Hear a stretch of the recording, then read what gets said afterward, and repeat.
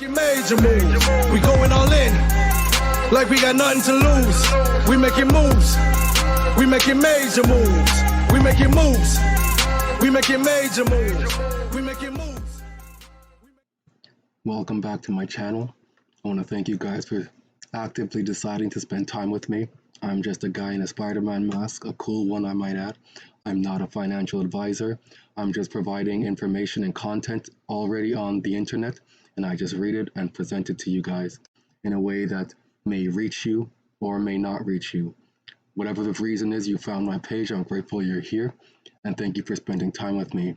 Let's get into this. What is up, everybody? I am Mr. Man. I want to thank you guys for being here with me today. I appreciate you guys showing up on the regular. Nothing but love and respect for all you guys here. Today's topic is going to be ETDs, electronic trade documents, and this has to do with companies such as Zinfin, Ripple, I believe Stella's in that as well. And what's going on here now? This is something I've been following silently. I don't talk about it too much, but I guess I should bring it up here. This is the ETD, Electronic Trade Documents Act. This has been pending since it was introduced in the House of Lords back in 2022 in March. So where's my mouse? So here we go here. It had gone through all the proceedings, and it had done the necessary readings, and it's now final stage has been passed. It's been given royal assent in the UK, which is, I don't even know who governs that. Would that be the ICC maybe? I'm not even 100% sure. It could be the ICC.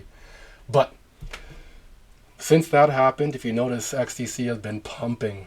I mean, we had a good, was it 2 or 3 days ago? XDC has been shooting up. Just why not? Just because it can. And the joke is, or I guess the irony is, XDC focuses mainly on trade documents. We're looking to trade everything now and tokenize everything, digitize everything. Now, in terms of documents, bills of lading, I believe the term is, for shipping information. The plan is to reduce and then to eliminate paper eventually. I don't think I'm going to be around for when paper is completely gone, because they move slow to get these things out. Even though things are moving fast right now, I don't think the 100% paper in the US is going to be gone in my time. I think I'll be long gone before that happens. So, but here we go. I also want to talk about Bitcoin here. People have this, belief that Bitcoin is a sovereign. It's real money. It's real money. It's the hurrahs. Fuck the government. They can't touch us. They can't get us. We're outside of them. Think about it. What money is outside of the government today? Nothing. Right? Yeah, you can barter, and that's outside of the government. But once everything's digitized, in my generation, in your generation, you'll be able to barter still off chain, because they're still in the process of transferring and transitioning everything on chain with on-ramps, on and off ramps. And then eventually, and inevitably, TradFi is going to be dead. Traditional finances will be dead. Again, not in my time. I'll be long and dead with traditional finances. But so what I want to talk about here with these ETFs coming in now, I believe Bitcoin's going to be like one of the biggest rug pulls that the government has ever done and that the people have ever seen. You have the likes of individuals such as Fidelity, you have Grayscale, you have BlackRock. They're all pumping for Bitcoin ETFs. I had said this about a year ago now, that Bitcoin's going to be nothing more than an ETF speculation, because people know about cryptocurrency through Bitcoin. The first thing everybody gets into when they hear about cryptocurrencies or learn about cryptocurrencies is Bitcoin. People confuse cryptocurrency for Bitcoin as if it's the only thing, and everything else at that point sucks because it's not Bitcoin. It's not free. It's not what people believe it to be. It's a protocol. It's a software. That's nothing more than that. It's slow. It's outdated. It'll eventually and inevitably be unplugged. But they're pushing for these ETFs here. Why? Because ETFs are based off of derivatives. It's not they hold the actual share, and then from the shares that they hold of that holding or that company, they now create their own packages based off of that. So it's a derivative of that what asset they hold. So you don't hold the real thing at all. They do. They certainly do. You know who else does? Where is this? Right? I'll show you who else does. The US government is now the top Bitcoin whale. What could happen next? So that being said, the government is the top Bitcoin whale. Are you guys aware that the Lightning Network actually operates and runs on Stellar Network? Go figure, right? So you have the government now, top Bitcoin holder. What do you think they're going to do inevitably? They don't give a shit about you. They're going to dump on you. They're going to dump on me. But I'm going to play the game. And again, this is just me talking about some of my strategies here. I also want to go over some exit strategies here with you guys today. I've been putting together a Google Sheets spreadsheet. And I want to pretty it up to make it easy for everybody to use. And that way people in this community will be ready for when this shit happens. You'll have a strategy. You can implement your strategy. No emotion needed. You have it down on paper. You execute what you say you're going to do. If you say it, you do it. If you have no intent to do it, don't bother wasting anybody's breath or your own and say it. Just whatever. Okay. So we're going to get into this here. We were talking about trade financing earlier and that bill being passed, the Electronic Trade Documents Act. So here we are now at Trade Finance Global, and this is the managing director. This is the ICC, renowned for its global standards that enable trillions of dollars of cross-border transaction each year, has announced the operational launch of a major new initiative to ensure dun dun dun whatever. So the ICC, okay, it's global enabling trillions, okay. So the ICC's Digital Standard Initiative will work towards the ambitious aim to establish a globally harmonized, digitized trade environment, directly addressing disruptions experienced during the COVID-19 crisis as a result of the reliance of trade flows. You notice that they always have something to reference and say, well, this is why we did this. That's how they can obfuscate that. By the way, did you see the new background here? I got it all up and running again. I like this new one now. Looks good. Although the workplace implications of the pandemic have accelerated adoption of digital technologies, how coincidental. Significant barriers remain to the digitization of trade-related processes. Okay, so here we are now, okay? Here we are, Montego, Global Fraud Prevention for finance and trade. All right, we got SWIFT there, the ABS, BAFT, ITFA, which XDC is a partner with, Ripple's a partner with. What's their face there? SWIFT. We have the ICC we just spoke about there. GLEIF, Ripple's a partner with them. They are global legal entity, identity, or something along those lines. Ripple's a partner with them, right? So these are the big names here. This is what we're chatting about today, okay? Learn more about securing finance. This isn't for you and I. This is not for you and I. The secure financing system uses digital fingerprinting created from hashing technology to duplicate documents for real-time protection against fraud. Okay, so now we know who these companies are. Let's hear what an individual from the company has to say. This is, what's his name here? Chris Southworth. He worked at the ICC. He worked at Oswald, Kyler, and Montego. As I showed you Montego and I showed you the ICC. Global companies. Listen to what he has to say. Let me just mute my mic.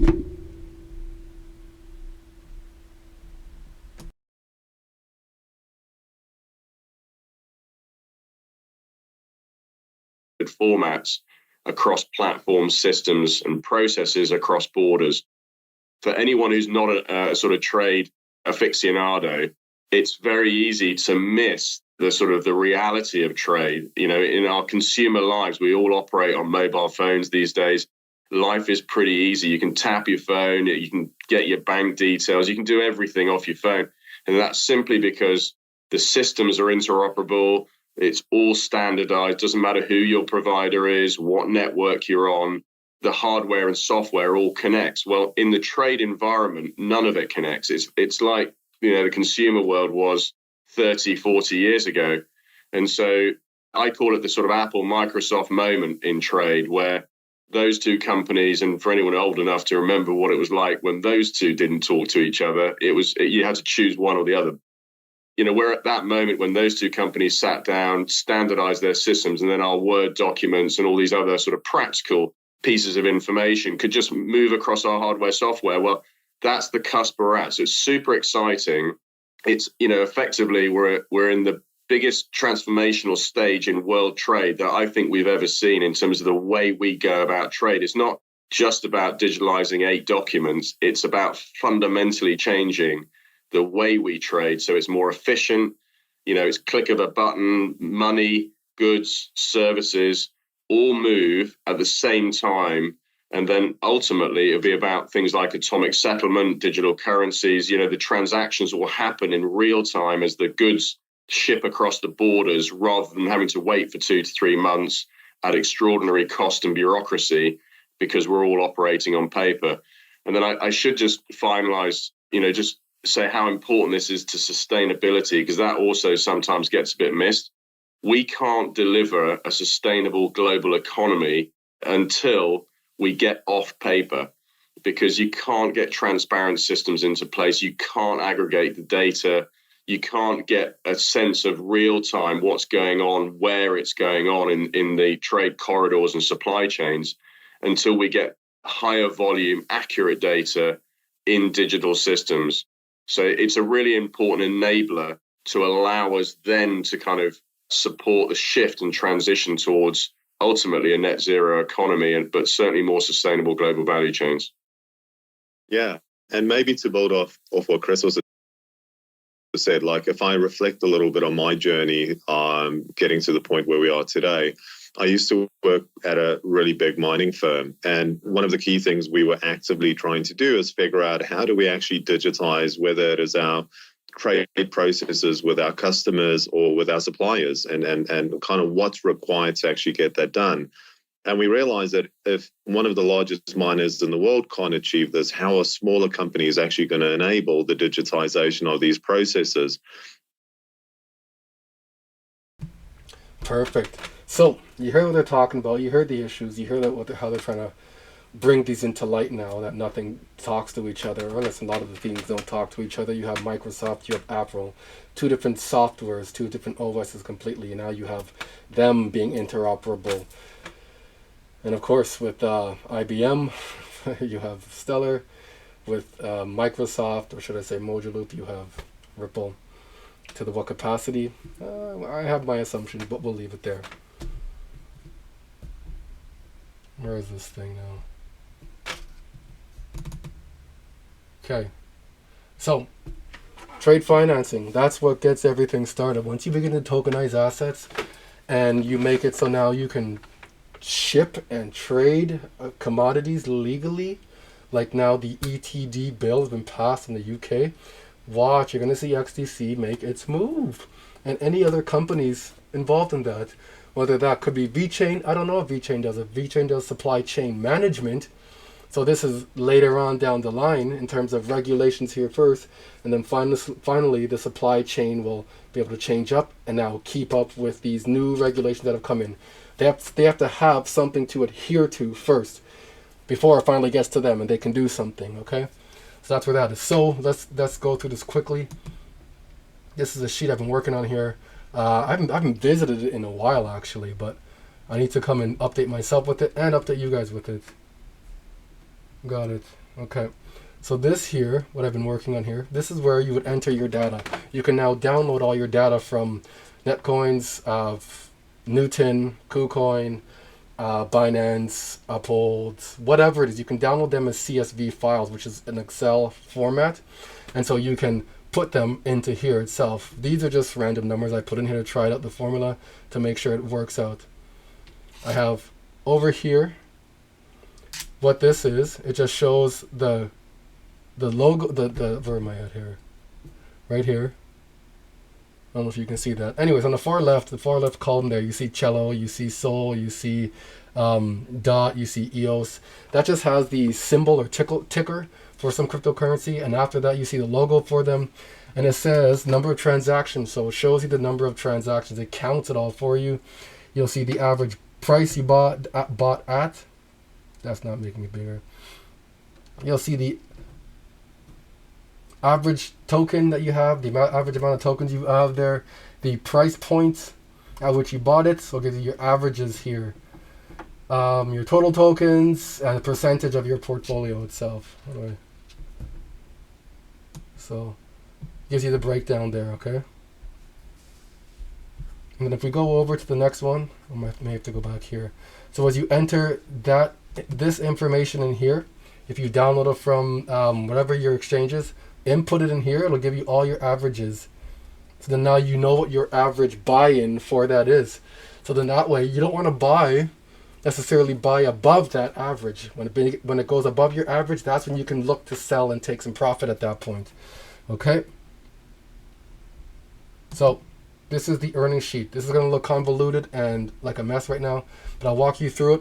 And I'm going to find a way to clean this up to make it user friendly, okay?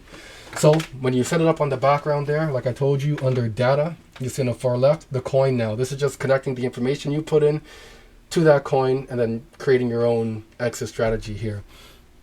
We have the type of coin, or what was it? Yeah, type of coin there, what it is, the total amount of coins that you have there. Why can't I see this shit? Okay, so this here, the total amount of coins you have there, the average buy-in for those coins there at that point, the average amount you spent, or the average, but the amount you spent on that coin gives you your totals and breaks everything down for you.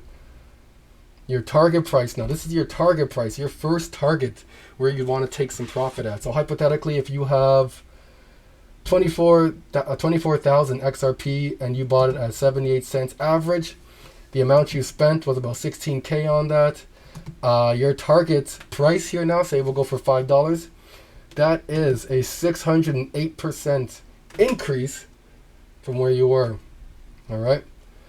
The increase is going to be, this is the amount that you are profiting right now from this one coin. You have $106,000 that you made.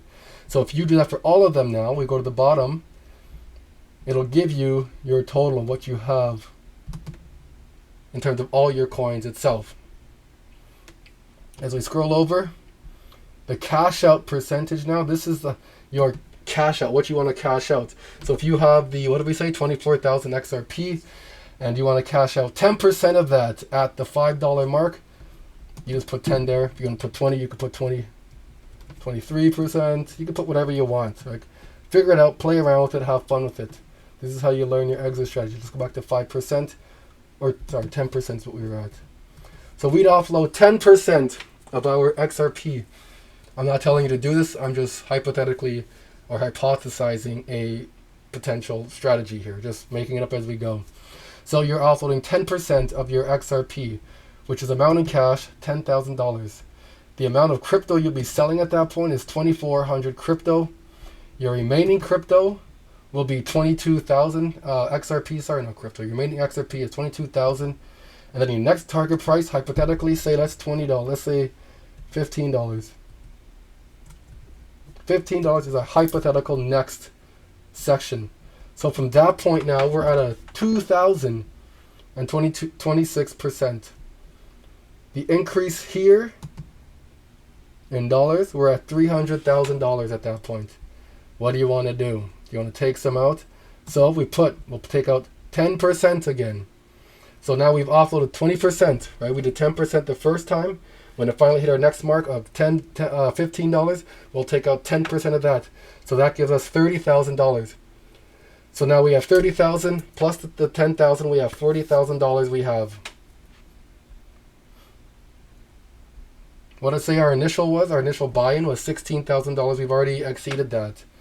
So amount of crypto to sell at that point, or amount of XRP to sell at that point, will be 1,060 something, 1,066, and the remaining crypto is right there, or the remaining XRP at that point. So you can have it so that I can make it so there's many more you can add in. You want to do 10, 10, 15, hold the rest for the rest of your life. It'll break that down too.